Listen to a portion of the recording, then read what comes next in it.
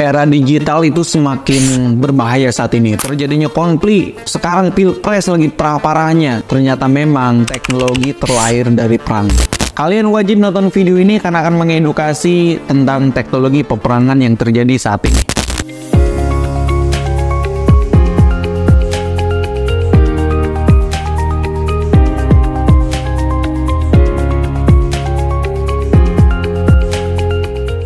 Akhir-akhir ini saya merasa dan menganalisa kenapa sekarang ini dengan perkembangan teknologi semakin terjadi perpecahan, konflik, adanya perang online untuk saling menjatuhkan, saling serang, saling memperlihatkan kekuatan entah itu dalam industri bisnis atau industri politik. Skemanya tetap sama seperti demi terciptanya siapa yang terbaik dan yang terburuk. Lalu kenapa ini bisa terjadi? Saya mempelajari kembali lahirnya teknologi dari masa lalu. Pada abad ke-18 terjadi revolusi industri di Eropa, yaitu revolusi yang membawa perubahan besar dalam bidang teknologi. Teknologi ini juga digunakan untuk mengembangkan senjata yang canggih seperti senapan, mesin, dan tank baja. Tapi pada abad ke-20 terjadi juga Perang Dunia Kedua yang menyebabkan perkembangan teknologi militer itu sangat pesat kemajuannya. Perang Dunia ke-1 digunakan untuk gas beracun, senjata kimia, dan Perang Dunia Kedua digunakan untuk bom atom. Ada juga pembangunan media informasi dan senjata nuklir. Dan itu betul-betul terjadi, teknologi digunakan untuk kebutuhan perang. Dan perang telah menjadi faktor penting dalam perkembangan teknologi. Pada tahun 1971, tanggal 2 September, itu seorang ilmuwan komputer dari Amerika Serikat itu membuat sebuah email dan digunakan untuk Departemen Pertahanan Amerika Serikat.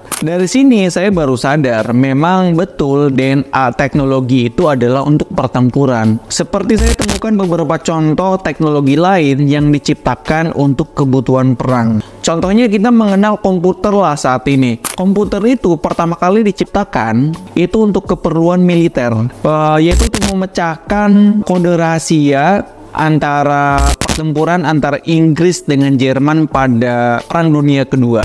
Memang komputer dikembangkan untuk keperluan perang, tapi saat ini pun digunakan untuk sipil, bisnis, pendidikan, dan hiburan. Saat ini kita mengenal internet, kita bisa main TikTok, kita bisa main YouTube, dan sebagainya. Tapi internet awalnya dikembangkan untuk keperluan militer juga, yaitu untuk menghubungkan pangkalan militer di seluruh dunia untuk bertukar informasi dan sebagainya. Namun, internet dikembangkan juga untuk keperluan saat ini, ya bisa berkomunikasi, bisa jualan online di e-commerce, dan penggunaan media sosial. Itu memang hal-hal yang positif penggunaan internet setelah terjadinya perang. Saat ini kita bisa telepon, bebem. Apa kabar? Bisa telepon siapa aja karena adanya seluler gitu. Ponsel seluler awalnya dikembangkan juga untuk keperluan militer. Kalau nggak salah, ponsel seluler pertama kali dikembangkan itu untuk keperluan militer pada tahun 1947 oleh perusahaan Motorola, sebuah perusahaan elektronik ya dari Amerika Serikat, handy-talkie. Ya kita tahu lah, handy-talkie kayak gimana bentuknya kayak dulu, tapi itu kan sumber-sumber pembentukan handphone saat ini. Handy-talkie menggunakan gelombang radio ya, yang sekarang memang digunakan juga untuk pengembangan jaringan sekitar 1,6 km itu dulu, tapi sekarang kan udah berkembang sangat signifikan. Namun, ponsel seluler kemudian dikembangkan untuk keperluan untuk komunikasi, hiburan, dan saat ini memang ada navigasi karena memang ada Google Map. Nah, teknologi yang diciptakan untuk perang telah memberikan dampak yang sangat signifikan terhadap kehidupan manusia saat ini. Kita juga tahu lah, teknologi ini telah mengubah cara hidup kita, cara pandang kita, cara berkomunikasi, bahwa teknologi ini juga telah memberikan peluang baru lah bagi bisnis dan ekonomi untuk mengembangkan dunia saat ini.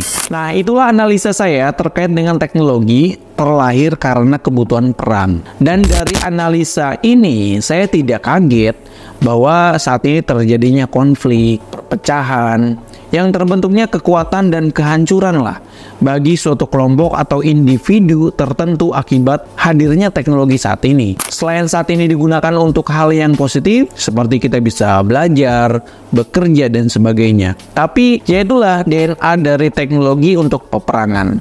Ini adalah analisa yang simple.